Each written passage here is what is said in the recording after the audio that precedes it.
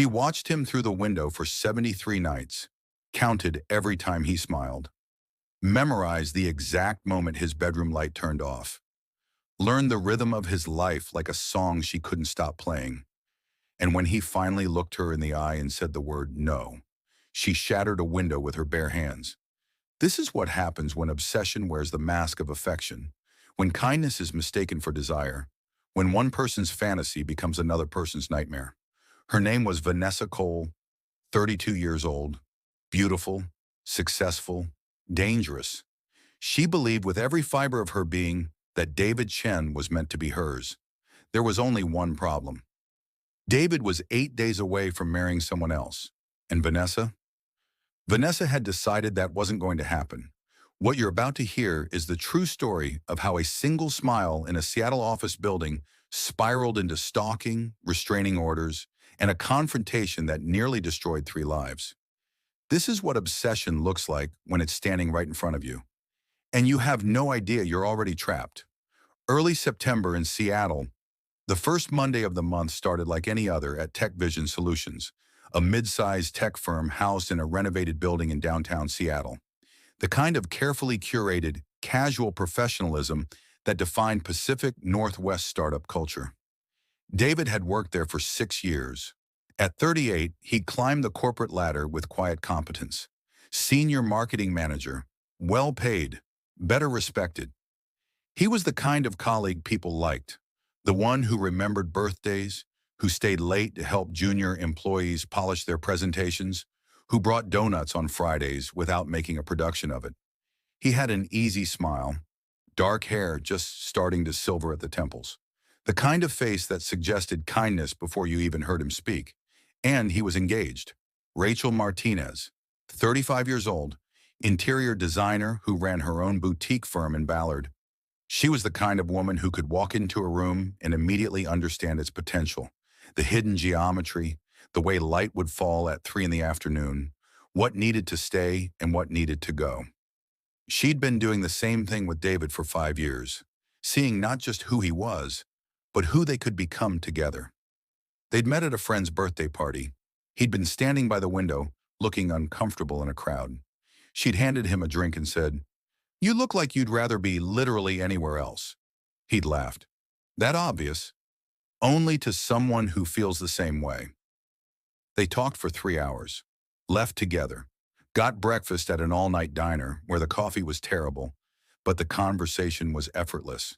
2 years ago, on a trail overlooking Rattlesnake Lake, David had gotten down on one knee. Rachel had said yes before he finished the question. They were supposed to get married in early January. Venue booked, invitations sent, dress chosen, everything was perfect.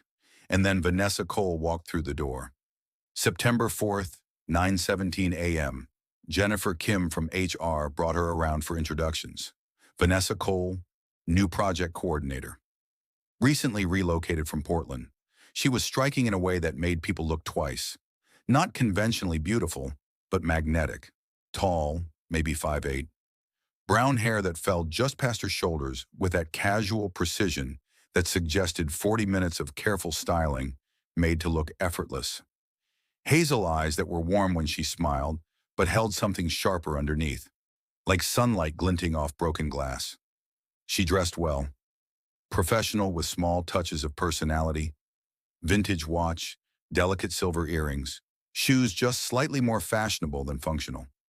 She shook hands firmly, made eye contact, laughed at the right moments. Everyone liked her immediately. David volunteered to mentor her. "I remember how overwhelming the first week can be," he said, with that easy smile of his. "Happy to help you get oriented." Vanessa smiled back. "I really appreciate that. Thank you." It was such a small moment, so ordinary, so forgettable, except that in Vanessa's mind, something fundamental had just shifted.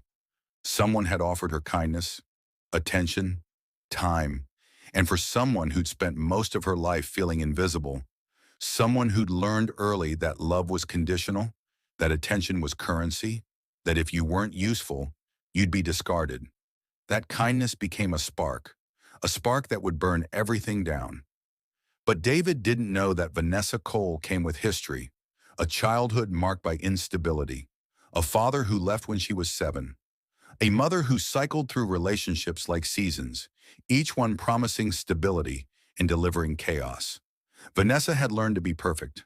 Perfect grades, perfect appearance, perfect performance in every job, every relationship, every interaction. But perfection is exhausting. And underneath it all, she was so desperately lonely. Her last relationship had ended 6 months ago. A man named Colin who she'd dated for 2 years in Portland. She'd thought they were building something real. He'd thought they were keeping things casual. When he'd ended it gently, apologetically, over dinner at a restaurant she could never walk past again without feeling sick, he'd said something that had haunted her ever since. "I think you care about this more than I do." He was right. She always cared more. She always loved harder, and it always ended the same way. So she'd moved to Seattle. Fresh start, new city, new job, new chance to get it right. And then David Chen offered to mentor her, smiled at her like she mattered, treated her like she was seen. And Vanessa thought, maybe this time will be different. That first day, David showed her around the office, how the coffee maker worked, where the supply closet was, who to go to for different types of requests. Over lunch in the break room, casual conversation. "So, what brought you to Seattle?" David asked. "Needed a change," Vanessa said carefully. "Fresh start after a breakup." "I'm sorry, that's always rough." "It's okay.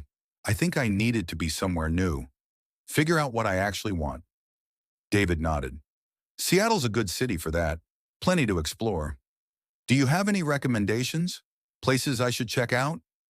David pulled out his phone, started showing her photos. His favorite hiking trails, coffee shops, bookstores, restaurants. Vanessa leaned in to look at his screen. That's when she saw the photo that was his lock screen. David and Rachel, somewhere outdoors, mountains in the background, both laughing at something outside the frame. Rachel was beautiful in an understated way. Dark hair pulled back, minimal makeup, the kind of face that photographs didn't quite capture because her beauty was in her energy, her expressions. "Is that your girlfriend?" Vanessa asked. "Fiancée," David corrected, and his whole face lit up. "Rachel, we're getting married in January." "Oh, wow, congratulations." "Thanks. We're in the thick of planning right now. It's a lot." He laughed. "But good." Vanessa smiled, nodded, let the conversation move on. But inside, something had already started to crack. Fiancé, not girlfriend, not casual, engaged. But engaged wasn't married. Engagements could be broken. People change their minds all the time. He just didn't know it yet. Didn't know he'd made a mistake. Didn't know that Rachel, whoever she was, wasn't right for him. But Vanessa could show him. Vanessa could be right for him. She just needed time. Those first few days, Vanessa was the model employee. She arrived early, stayed late, asked smart questions in meetings, took initiative on projects. But she was also doing something else, studying. She learned the names of everyone on the floor within 48 hours, remembered details: whose kid was starting college, who was training for a marathon, who took their coffee black versus with cream. But most of all, she studied David. She noticed he arrived every morning at 8:30, almost to the minute. He got coffee at 10 a.m. and again at 2 p.m. Extra shot of espresso, oat milk, no sugar. He ate lunch at his desk on Mondays and Wednesdays. Went out on Tuesdays and Thursdays. He kept a small succulent on his desk that he watered every Friday afternoon. He hummed when he was concentrating, usually songs from the 90s. He rolled up his sleeves when he worked, revealing forearms that suggested he spent weekends doing something more physical than staring at spreadsheets. And he kept that photo on his desk. David and Rachel. Mountains.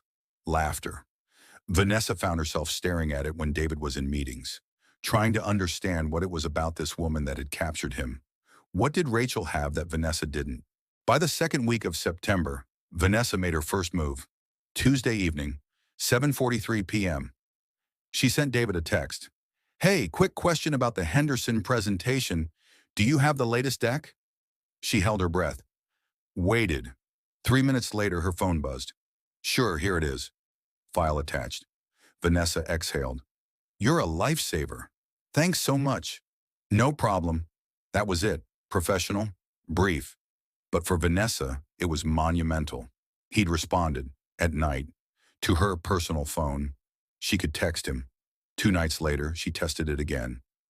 Thursday, 8:52 p.m. Sorry to bother you again. Just want to make sure I'm on the right track with this proposal. Mind if I send it over for a quick look? Sure, send it through. She did. He gave feedback. She thanked him profusely. The pattern was establishing. By the third week, she was texting him every couple of days. Never enough to seem excessive, always with plausible work reasons. But the frequency was increasing. The timing was getting later. 10 p.m., 11 p.m. Once, after midnight, and David, busy with work and wedding planning and life, didn't notice the pattern forming. Didn't see the web being woven around him, thread by thread, text by text. Late September arrived. Vanessa started staying late at the office. Not every night, just when David did. I'm a night owl anyway, she'd say with a shrug when he'd comment on her still being there at 7, at 8. The office was quieter after hours, fewer distractions, easier to talk. They'd end up in the break room sometimes, both reheating leftovers, and the conversations would drift from work to life. Vanessa was careful. She didn't overshare, didn't trauma dump, just opened the door slightly. Moving to a new city alone is harder than I expected, she said one evening, stirring honey into her tea. David looked up from his phone. Yeah? How so? I don't know anyone here, and I'm not great at making friends. She laughed self-deprecatingly. I'm better at work relationships than personal ones. Give it time. Seattle people can be a little reserved at first, but they warm up. Did you grow up here? No, California. Bay Area. Moved here for college and just never left. Do you like it here? I love it. The mountains, the water, the fact that you can hike in the morning and be at a concert downtown at night. It's a good city for people who need both nature and culture. Vanessa filed that away. He valued balance, access to both solitude and community. She could give him that. She could be that. The last Friday of September, company happy hour, the marketing team went to a bar in Fremont. Nothing fancy, just pitchers of beer and baskets of fries, and the kind of conversation that flowed easier with alcohol lubricating the awkwardness. Vanessa drank more than usual. Not sloppy, not out of control. Just looser, less careful. She sat next to David at the bar, leaned in when he talked, laughed louder than necessary at his jokes, touched his arm, his shoulder, his back, small touches, fleeting but frequent. David was 3 beers in, relaxed, happy to be out with his team after a stressful week. He didn't notice the way Vanessa's touches lingered just a fraction of a second too long. Didn't notice the way she angled her body toward him, creating a bubble that subtly excluded everyone else. Didn't notice the way she looked at him when he wasn't looking at her. But Rachel did. Rachel arrived at 8:30 p.m. She'd been at a client dinner nearby and texted that she'd swing by. She walked into the bar, spotted David immediately across the room, and started to smile. And then she saw Vanessa, saw the way this woman was positioned next to her fiancé, saw the body language, saw the way Vanessa's hand rested on David's forearm while she laughed at something he'd said. And Rachel knew. Women always know. David saw Rachel and his face lit up like it always did. He waved her over, completely oblivious to the shift in energy. Babe, you made it. Rachel walked over, smiled, kissed him hello. And that's when she saw Vanessa's face, really saw it. For just a fraction of a second, maybe half a heartbeat, Vanessa's expression went completely cold. Hard, almost hateful, like someone had just taken something that belonged to her. Then it smoothed into bright, enthusiastic friendliness so fast that Rachel almost doubted what she'd seen. Almost. You must be Rachel, Vanessa said, extending her hand. David talks about you all the time. I'm Vanessa. I just started a few weeks ago. Rachel shook her hand. Nice to meet you. Welcome to the team. Thank you. Everyone's been so welcoming, especially David. He's been such an amazing mentor. The word mentor was fine, But the way Vanessa said it with just a hint of something proprietary, something intimate, made Rachel's skin prickle. They made small talk for a few minutes, surface level, polite. But Rachel was reading the room. The way Vanessa kept steering the conversation back to David, the way she positioned herself slightly between Rachel and David, even as they all stood in a circle, the way her eyes kept tracking David's movements, even when she was ostensibly talking to someone else. After 15 minutes, Rachel leaned into David. "I'm exhausted. Ready to head out?" "Yeah, absolutely." He turned to the group. "We're going to take off. See you guys Monday." Goodbyes. Waves.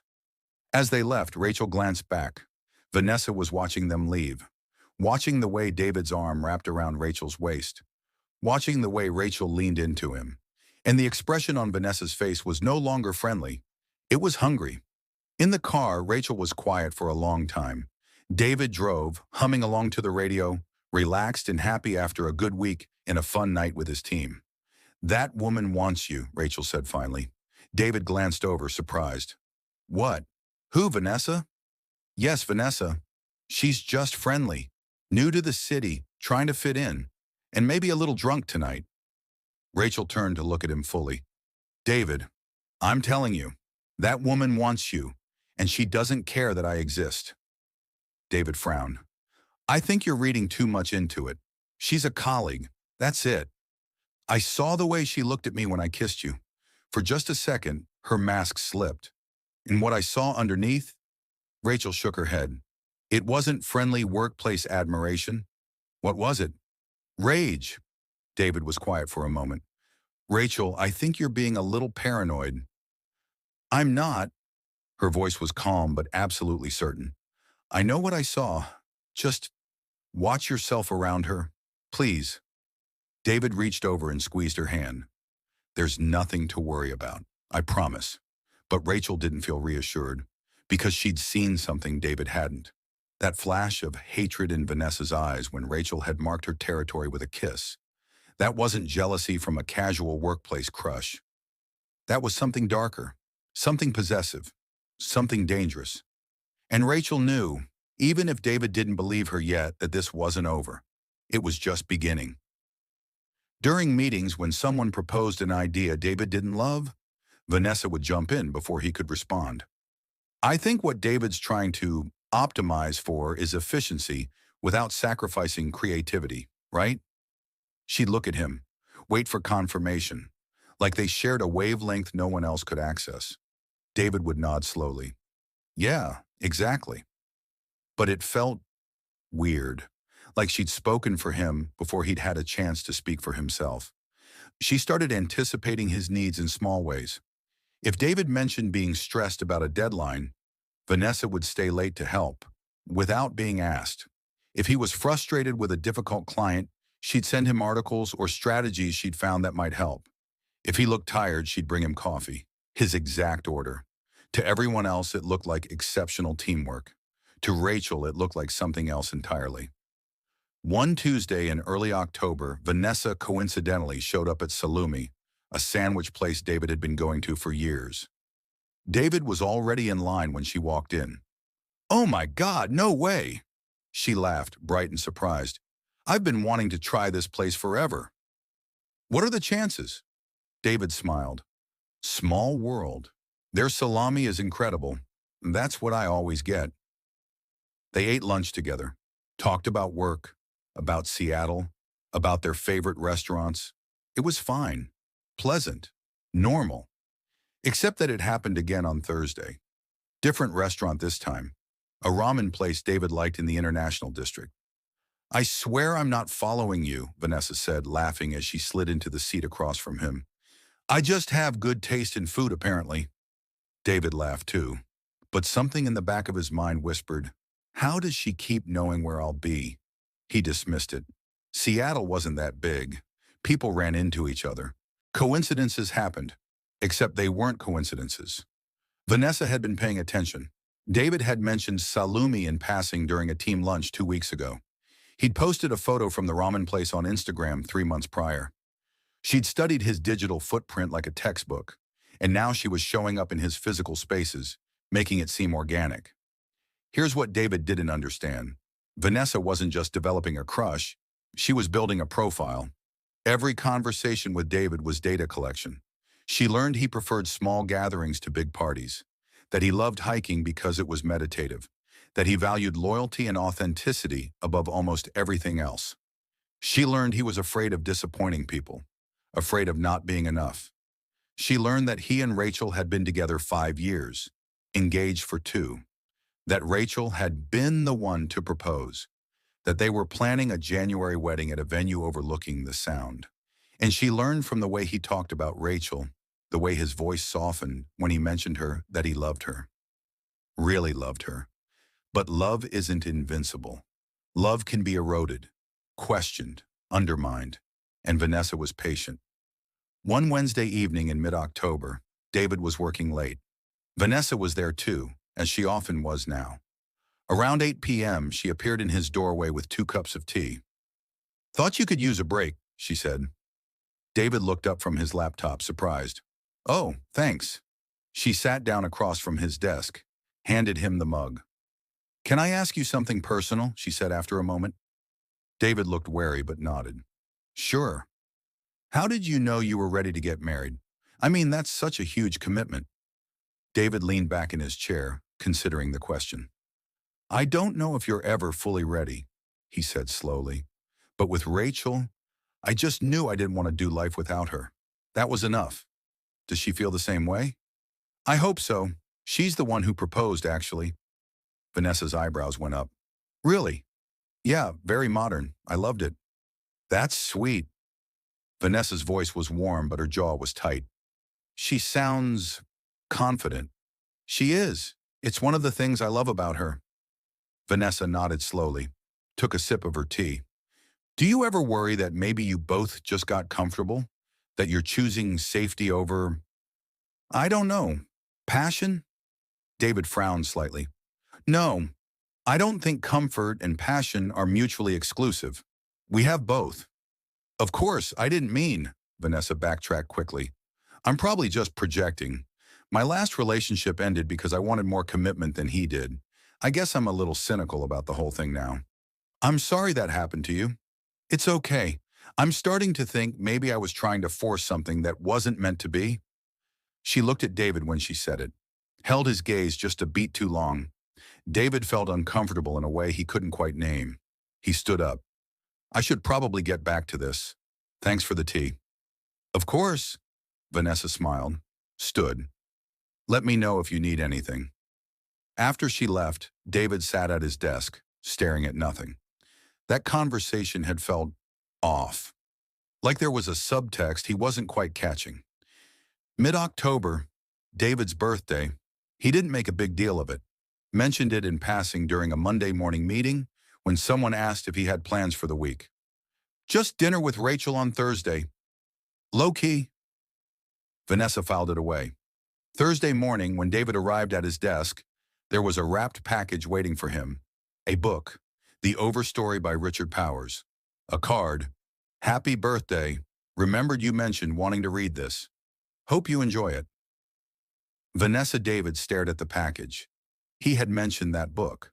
Once. 3 weeks ago. In a casual conversation about books they'd been meaning to read. How had she remembered that? He opened it, looked at the cover. Felt something. Gratitude, yes. It was a thoughtful gift, but also unease, because it suggested Vanessa had been paying much closer attention than he'd realized. Later that day, he mentioned it to Rachel over birthday dinner. "Vanessa got me a book I mentioned wanting to read. Kinda random, but nice of her." Rachel's fork paused halfway to her mouth. "She got you a birthday gift?" "Yeah, just a book.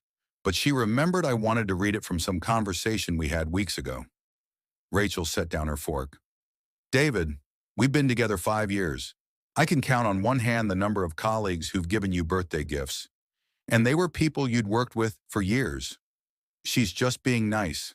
She's crossing lines. It's a book, Rachel. It's not about the book. It's about what the book represents. She's creating intimacy, building a sense of connection, making you feel like she knows you." David sighed. "I really don't think—" "David!" Rachel's voice was patient but firm. I'm not asking you to be rude to her. I'm asking you to see what I'm seeing. Which is what?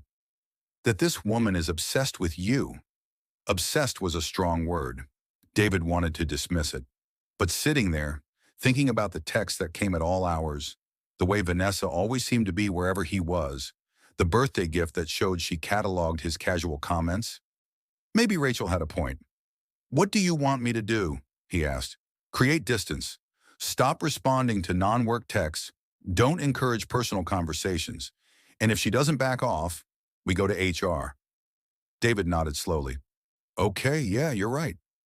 The next morning, David started pulling back, kept conversations brief, declined when Vanessa suggested grabbing lunch, stopped responding to texts unless they were genuinely work urgent.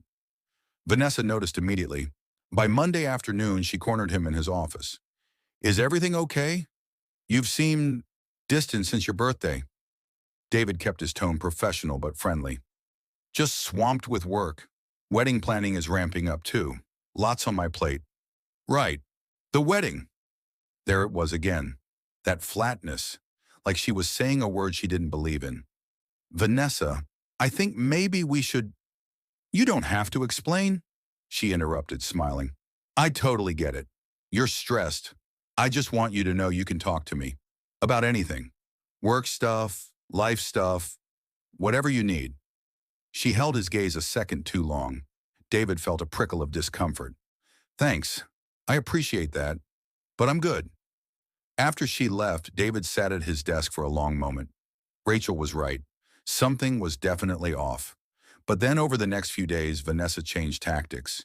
She became more professional, more distant, almost cold. In meetings, she was polite but formal. She stopped texting David. She ate lunch alone or with other colleagues. David felt relieved. See, he told Rachel that weekend. I think she got the message. Rachel wasn't convinced. Or she's regrouping, figuring out a new approach. You think she's that calculating? I think she's smart, and I think she's determined. Those are a dangerous combination. Rachel was right, because while Vanessa had stopped contacting David directly, she'd started watching Rachel. Late October, a Wednesday evening, Vanessa sat in her apartment after work, scrolling through Instagram. She'd been following Rachel for weeks now, ever since the happy hour. Rachel's account was public, a mix of professional posts, beautifully designed interiors, before and after renovation photos and personal ones, dinners with friends, hikes with David, the occasional sunset or latte art. Vanessa studied each photo, the way Rachel smiled, the way she dressed, the way she carried herself. Rachel was pretty. Vanessa could admit that objectively. But she wasn't extraordinary, wasn't the kind of woman you'd see and immediately understand why someone would choose her above all others. So what did David see in her? What did Rachel have that Vanessa didn't? Vanessa clicked on Rachel's profile, tapped the location tag on one of her posts. Martinez Design Studio. Ballard. The address was there. Public. Vanessa stared at it for a long moment. Then she stood up, grabbed her keys, got in her car. She told herself she was just curious. Just wanted to see where Rachel worked, get a sense of her world. But really, she was looking for weaknesses, vulnerabilities, cracks. Vanessa drove to Ballard, found the address easily, a small renovated warehouse space with exposed beams and industrial windows. Warm light spilling out into the October darkness. She parked across the street. Rachel's car was in the lot. Lights were on in the office. Vanessa could see movement through the windows. Rachel's silhouette, talking on the phone, gesturing with her hands. Vanessa watched for 20 minutes, told herself she'd leave, go home, forget about it. But she came back the next night, and the night after that, just watching, just being near the person who had what she wanted. It was a Wednesday, 6 days after she'd first driven to Rachel's office, when Vanessa did something that crossed a line even, she recognized. She created a fake email address. melissapatterson2024@gmail.com, sat staring at the screen for 10 minutes before she typed the message. Hi, I'm looking for an interior designer for a condo renovation in Capitol Hill. Would love to schedule a consultation if you have availability. Thanks, Melissa Patterson. Her finger hovered over send. This was crazy. This was too far. But she pressed send anyway. Rachel responded within 2 hours. Professional, friendly, offering several available consultation times the following week. Vanessa booked Tuesday at 2 p.m. She was going to meet Rachel face-to-face, study her up close, understand what David saw in her, and maybe, just maybe, find a way to dismantle it. The following Tuesday, 2 p.m., Rachel's design studio in Ballard. Rachel looked up when the door chimed. A woman walked in, tall, professional, put together. Melissa. Yes, hi, you must be Rachel. They shook hands. Rachel led her to the consultation table, pulled out fabric samples, floor plans, a portfolio of previous work. So tell me about your space. What are you envisioning? Vanessa described a fictional condo, a fictional aesthetic, asked questions that seemed normal on the surface but were really about Rachel. How long have you been doing this? About 8 years. Started the firm 5 years ago. That's impressive. It must take up a lot of time. How do you balance work and everything else? Rachel paused. The question felt slightly off. Too personal for a business consultation. I make time for what matters, she said carefully. Of course. I just meant running your own business is such a commitment. Do you ever feel like it takes away from your relationships, your personal life? Now Rachel was certain something was wrong. I have a good support system, she said, voice cooler now. My partner is very understanding. That's good. Not everyone is. Vanessa's eyes drifted to the photos on Rachel's desk. The engagement photo. David and Rachel at some scenic overlook, golden hour light, both of them laughing. Vanessa stared at it. Too long. Rachel followed her gaze. That's my fiancé, Rachel said. He's handsome, Vanessa said. You're lucky. I am. Something about the way this woman was looking at that photo made Rachel's skin crawl. The consultation continued for another 15 minutes, but Rachel wanted it over. Finally, as Melissa thanked her, said she'd be in touch, and paid the consultation fee in cash. After she left, Rachel sat at her desk frowning. Something was very wrong. She just couldn't put her finger on what. That night, the feeling wouldn't leave her. She kept thinking about the way Melissa had looked at David's photo, like she recognized him. The next morning, Rachel couldn't let it go. She opened her laptop, Googled Melissa Patterson, Seattle. Nothing relevant came up. She checked the email address used for booking, melissapatterson2024@gmail.com. She clicked on it, looked at the account details. Created October 28th, less than a week ago. Brand new email, created just to contact her. Rachel's pulse quickened. She grabbed her phone, texted David. What does Vanessa from your office look like? Describe her. David responded a few minutes later. Why? Just tell me. Tall, brown hair, early 30s, hazel eyes, usually wears professional clothes but with a little edge. Why? Rachel's stomach dropped. She scrolled back through her phone to the photos she'd taken of her design mock-ups during yesterday's consultation. In the background of one photo, reflected in a mirror, Melissa Patterson. Tall, brown hair, early 30s. It was Vanessa. Melissa Patterson was Vanessa Cole. She'd come to Rachel's office under a fake name, sat across from her for 30 minutes, asked invasive questions, stared at David's photo. Rachel felt violated, angry, scared. She called David immediately. She came to my office, David. Vanessa. She used a fake name and pretended to be a client. Silence on the other end. David, are you hearing me? Yeah, I'm here. Are you sure it was her? I'm positive. I have a photo, and the physical description matches exactly. David was quiet for a long moment. I'm going to HR today. This is harassment, Rachel. This is stalking. Good, because I'm done pretending this is harmless. This woman is dangerous. That Friday morning, David sat in Jennifer Kim's office. HR director, mid-40s, professional, experienced. David laid it all out. The excessive texting, the birthday gift, the coincidental lunch run-ins, and now the fake consultation with Rachel. Jennifer took notes. Her expression grew more serious with each detail. This is concerning, David. We take workplace harassment very seriously. I don't think she's trying to harass me exactly. I think she's confused. Or maybe she has feelings she doesn't know how to handle appropriately. Jennifer looked at him evenly. Regardless of her intent, her behavior is inappropriate and potentially illegal. I'm going to bring her in for a conversation. Today.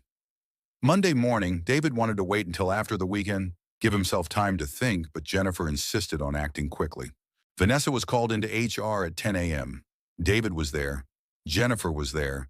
An HR witness from another department was there. Vanessa sat down, looked confused, concerned. Is everything okay? She asked. Jennifer started gently but firmly. Vanessa, David has raised some concerns about communication boundaries and some recent incidents.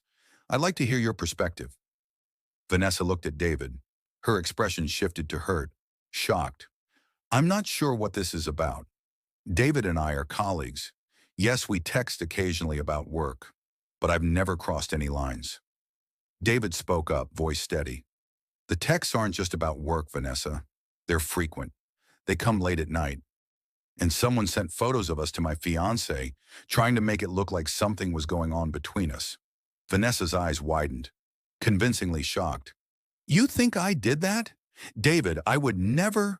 And Rachel says you came to her design office under a fake name, scheduled a consultation as Melissa Patterson.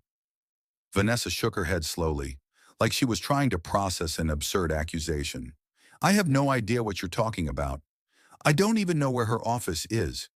I've never met Rachel outside of that one time at the happy hour months ago. She looked at Jennifer, imploring, earnest. I don't know why she would make something like that up. Maybe she's feeling insecure about David's long hours at work. I've heard wedding planning can be stressful on relationships, but I promise you, I would never do anything inappropriate. Jennifer looked at David. Do you have proof of the Instagram messages or documentation of the consultation? David hesitated. The Instagram account was anonymous, and Rachel didn't think to take a photo during the consultation. She paid cash for the fee. Jennifer sighed, not unsympathetically but pragmatically. I'm going to make a note in Vanessa's file about this conversation, and I'm going to ask both of you to maintain strict professional boundaries going forward. Vanessa, that means work-related communication only during work hours. David, if anything else happens, anything at all, document it and come back to me immediately. Understood? They both nodded. The meeting ended.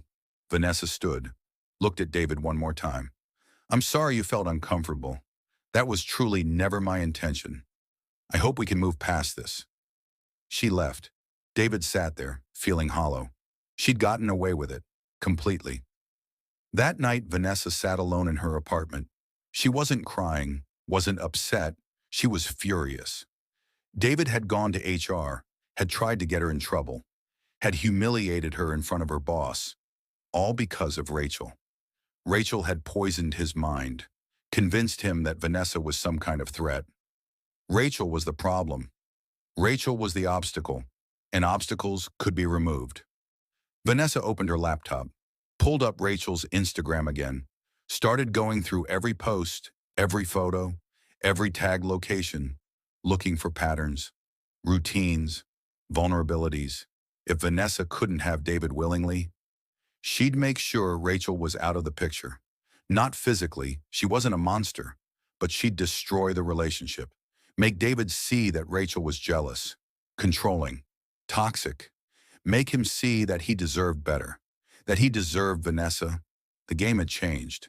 This was war. Early November, Rachel and David made a decision. They were going to fight back, not with confrontation, not with anger, with documentation, with the legal system. They spent a weekend gathering evidence. Rachel had been keeping a timeline since late September. Every incident, every text, every coincidence. They took screenshots of all the messages, printed them out, created a comprehensive file. David included the HR complaint, the birthday gift, the fake consultation. On Monday, they met with Catherine Chen, a family law attorney who specialized in restraining orders and harassment cases. Catherine listened to their story, looked at the evidence, studied the timeline Rachel had built. "This is stalking," she said simply. "You have more than enough for an anti-harassment order. We'll file today." They filled out the petition, listed every incident. Excessive texting outside work hours, 37 messages in 1 week alone. Showing up at David's regular locations coincidentally, documented 3 separate occasions. Anonymous Instagram messages with photos designed to create suspicion. False identity consultation at Rachel's business, fake name, fake email, cash payment to avoid trail. Escalating personal questions and boundary violations, Catherine filed the paperwork that afternoon. In Washington state, a judge could issue a temporary order immediately if there was evidence of imminent danger or a pattern of harassment. The judge reviewed the petition, granted a temporary anti-harassment order, effective immediately. Vanessa Cole was to stay 500 feet away from both David Chen and Rachel Martinez. No contact, no communication, no exceptions. Violation would result in arrest. Friday afternoon, November 3rd, a process server showed up at Tech Vision Solutions, asked for Vanessa Cole. She was called to the front desk, handed an envelope. She opened it right there in the lobby, with colleagues walking past, read the restraining order. Her face went white, then red, then very, very still. She didn't cry, didn't scream, didn't make a scene. She just stood there holding the papers while something inside her shattered. The office manager had to escort her back to her desk to collect her things while HR processed the situation. People watched, whispered. Vanessa walked out of the building 20 minutes later with a small box of belongings, her head high, her jaw clenched so tight it hurt. But inside she was screaming. That night, Vanessa sat in her apartment. The restraining order was on the table in front of her. She read it again, and again, and again. Every word felt like an accusation. Respondent engaged in a course of conduct that seriously alarmed, annoyed, or harassed the petitioners. Harassed? She'd never harassed anyone. She'd just been there, just been present, just been a friend when David needed one. And this was how they repaid her? With legal action, with public humiliation, with exile. She looked around her apartment, at the photos she'd printed. David from his Instagram, from LinkedIn, from the company website. She'd taped them to her bedroom wall, a collage of his life, photos of him hiking, speaking at a conference, smiling at the camera. She'd been adding to it for weeks, and now she stared at his face repeated 24 times. And she started to cry. Not sad tears, angry ones, tears of rage and betrayal and something deeper, something that felt like grief for a relationship that had never actually existed outside her own mind. But Vanessa couldn't see that. In her mind, the relationship had existed. They'd connected. They'd understood each other. He'd felt it too. He was just too scared to admit it, too trapped by Rachel to see the truth. And now he'd turned on her. Chosen Rachel. Chosen wrong. Vanessa wiped her eyes, stood up, walked to her computer. She wasn't done. Not even close. That weekend, Vanessa bought a new phone. A burner. Prepaid. Untraceable. She created a new number. And on Sunday night, November 5th, she sent David a text. "You've made a terrible mistake. You don't understand. We're meant to be together. I'll prove it to you." David was watching TV with Rachel when his phone buzzed. Unknown number. He read the message. Felt ice flood his veins. He showed Rachel. Rachel's face went hard. "She violated the order. We need to call Catherine. Now." They took screenshots, forwarded them to their attorney. Catherine responded within the hour. "This is a clear violation. I'll file a motion for contempt first thing Monday morning. Keep documenting everything. Do not respond to her under any circumstances." But David couldn't shake the feeling that they'd just made things worse, that the restraining order hadn't stopped Vanessa. It had unleashed her. The next 2 weeks were a nightmare of low-level terror. Rachel would leave her office and notice a car that looked like Vanessa's silver Civic parked across the street. By the time she'd call the police, it would be gone. David got emails from new addresses he didn't recognize. Subject lines like, "The truth you're not seeing, and don't make this mistake." He forwarded every single one to Catherine without opening them. More violations, more evidence. Rachel's design firm got a 1-star Google review from an account created that day. Unprofessional and rude. Would not recommend. They couldn't prove it was Vanessa, but they knew. The permanent restraining order hearing was scheduled for November 20th. In the meantime, David and Rachel were living in a state of constant vigilance. They varied their routines, stopped posting on social media. David worked from home most days. Rachel hired a security camera for her office parking lot. They were planning a wedding while being stalked, and the stress was taking its toll. Rachel had dark circles under her eyes. David's jaw was perpetually tight, but they refused to let Vanessa win. "We're getting married in January," Rachel said one night. "We're not postponing. We're not changing our plans. We're living our lives." David wanted to believe that would be enough. Early November, Rachel's final dress fitting. She'd rescheduled it twice because of the stress, but it couldn't be put off any longer. Thursday afternoon, November 16th, 3:47 p.m., Blush Bridal Boutique in Ballard. Rachel stood in front of the three-way mirror wearing her wedding dress for what was supposed to be the last time before the wedding. Ivory silk, delicate lace, a train that pooled behind her like water. Her mother sat on the velvet couch, crying happy tears. Her best friend Maya stood beside her, adjusting the veil. "You look perfect," Maya said softly. Rachel smiled. For the first time in weeks, she felt purely, uncomplicatedly happy. No stalker, no restraining order, no fear. Just this moment, this dress, this future. And then the door chimed. Rachel looked toward the entrance. A woman walked in, tall, brown hair pulled back, wearing jeans and a leather jacket.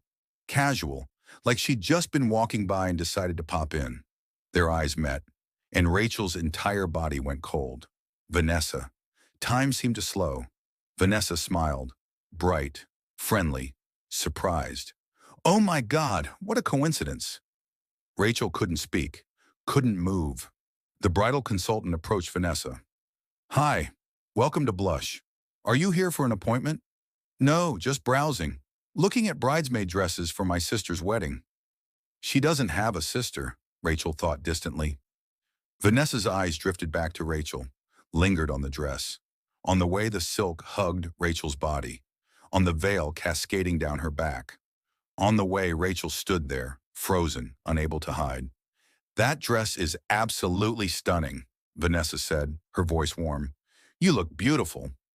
Rachel's mother, oblivious to the tension, smiled. "Thank you. We think so too." Maya had picked up on something, though. She stepped forward.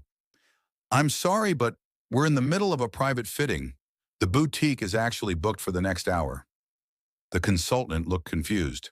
"We do accept walk-ins, not today," Maya said firmly. Her hand was on Rachel's arm, steadying her.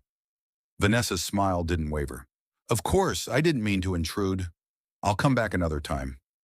She looked at Rachel one more time, held her gaze. "Congratulations on your wedding." The unspoken message was clear. "I know when it is. I know where it'll be. I'm watching." Then she left.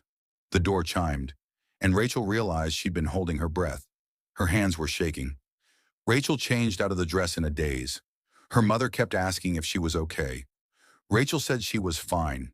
She wasn't fine. The moment they left the boutique, Rachel called David.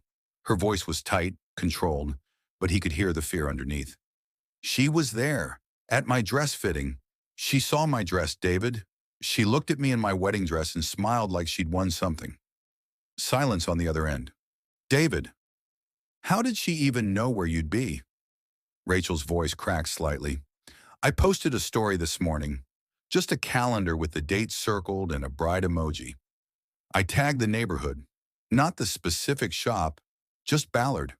She must have She went to every bridal shop in Ballard until she found you." "Yes." David felt sick. "I'm calling the police, right now. And Catherine. This is a direct violation." "They won't do anything, David. She went into a public store. She's allowed to shop for bridesmaid dresses." Rachel's laugh was bitter. She knows exactly how far she can push without technically breaking the law. Then what do we do? Rachel took a breath, steadied herself. We show up to court on Monday. We tell the judge exactly what happened, and we get that permanent order. Because I'm done being afraid of this woman. Monday, November 20th, King County Superior Court, the hearing for the permanent anti-harassment order. David and Rachel sat on one side of the courtroom with Catherine. Vanessa sat on the other with a public defender she'd been assigned. She looked different, thinner, paler, hair pulled back severely, dark circles under her eyes barely covered by makeup, but she sat up straight, composed. Catherine presented the evidence, the timeline Rachel had built, the text messages, the emails, the fake consultation, the bridal shop incident from just 4 days ago, the violations of the temporary order. Vanessa's public defender argued that most of it was circumstantial, that Vanessa had made mistakes but hadn't threatened anyone, that she was being unfairly targeted. The judge reviewed everything in silence. Finally, he looked up. I've seen enough. Ms. Cole, your behavior constitutes a clear pattern of harassment and stalking. The fact that you showed up at Ms. Martinez's dress fitting, despite a temporary restraining order already in place, demonstrates either a complete disregard for the law or an inability to control your behavior. Either way, you pose a continued threat. He ruled in David and Rachel's favor. Permanent anti-harassment order. Duration, 5 years. Vanessa must stay 1,000 feet away from David Chen and Rachel Martinez at all times. No contact, no communication, no presence at their workplace, home, or any location they frequent. Violation would result in immediate arrest and criminal charges. The judge looked directly at Vanessa. Ms. Cole, do you understand these terms? Vanessa's voice was steady. Yes, Your Honor. Do you have any questions? No, Your Honor. Then this court is adjourned. The gavel came down. As they left the courtroom, Rachel and Vanessa passed each other in the hallway. For just a moment, their eyes met, and Rachel saw something that made her blood run cold. Not anger, not sadness, not even hatred, just cold, calculated determination. This wasn't over. Vanessa wasn't done. Mid-November, 3 weeks until the wedding, Vanessa went silent. No sightings, no messages, no violations. David thought it was finally over. Rachel knew better. She's planning something. One Wednesday night, David had to work late at the office. By 8:30 p.m., he was alone on his floor, and then he heard it. The electronic beep of a key card. Footsteps in the hallway. Coming closer, he looked up. Vanessa stood in his doorway, thinner, paler, dark circles under her eyes, but her gaze was focused, intent. Vanessa, David's voice was steady. You can't be here. There's a restraining order. She stepped inside, closed the door. I know, but I had to see you. One last time, before you make the biggest mistake of your life. David reached for his phone. Don't, she said. Please, just 5 minutes. Without Rachel, without lawyers, just talk to me. You need to leave, now. Why won't you listen to me? Because you've crossed every line. I love you, the words echoed. I have loved you since the first day I met you, Vanessa said, tears streaming. You made me feel seen, real, like I mattered. David felt pity and fear. Vanessa, I never led you on. I was being a decent colleague. Nothing more. It was more. You felt it too, the connection, the way we understood each other. No, you created a fantasy. And I'm sorry you're hurting, but that fantasy isn't real. Vanessa's face crumpled. You don't mean that. I do. I'm choosing the woman I love. The woman I've loved for 5 years. The woman I'm marrying in 3 weeks. Something inside Vanessa shattered. She did this to you. Rachel poisoned your mind. She made you file that restraining order. You did this. Your behavior. Your choices. I chose to love you, and this is how you repay me. David hit the panic button under his desk. You need help, Vanessa. Professional help. Don't talk to me like I'm crazy. She grabbed a glass paperweight from his desk. Heavy, solid. David backed up. Vanessa, put that down. You've ruined everything. my job, my reputation, my life. Leave, before this gets worse. Worse for me? She threw the paperweight, not at David, at the window. The window exploded. Glass rained down to the street below. The alarm started blaring. Vanessa stood there staring at what she'd done. "Oh God," she whispered. "I didn't," security burst in. "Hands up!" They restrained her. Police arrived within minutes. She was handcuffed, read her rights. As they let her out, she looked at David one last time. "I loved you," she said softly. David didn't respond. He just watched her go. Vanessa was arrested, held overnight, arraigned the next morning. Charges: criminal trespassing, destruction of property, violating a protection order, harassment. She pleaded guilty. Court-ordered psychiatric evaluation revealed obsessive love disorder, delusional attachment patterns, stemming from childhood trauma and unstable relationship history. The judge's sentence: 90 days in jail, suspended pending completion of inpatient psychiatric treatment, 2 years probation, mandatory therapy, permanent restraining order, 1,000 feet for 10 years. Vanessa accepted the terms. She was transferred to a psychiatric facility. Her parents, estranged for years, flew in from Portland, committed to supporting her treatment. TechVision fired her immediately. 3 weeks later, on the 6th of December, David and Rachel got married. Small ceremony, 80 guests, extra security. But Vanessa didn't show. She was 2 hours away in a treatment facility, beginning the long process of healing. Rachel walked down the aisle. David cried when he saw her. They said their vows, promised forever. And when the officiant said, "You may kiss the bride," David kissed her like she was the only person in the world. Because she was. The reception was perfect, full of laughter and terrible speeches and dancing that went too late. At the end of the night, they stood on the balcony, looking at the Seattle skyline. "We did it," Rachel said. "We did. She can't hurt us anymore." "I know." But David still checked the locks twice before bed that night. Some wounds take time to heal. 6 months later, in early summer, David got a LinkedIn notification. Vanessa had updated her profile. New job in Portland. New city. New start. Her summary: focused on growth, healing, and new beginnings.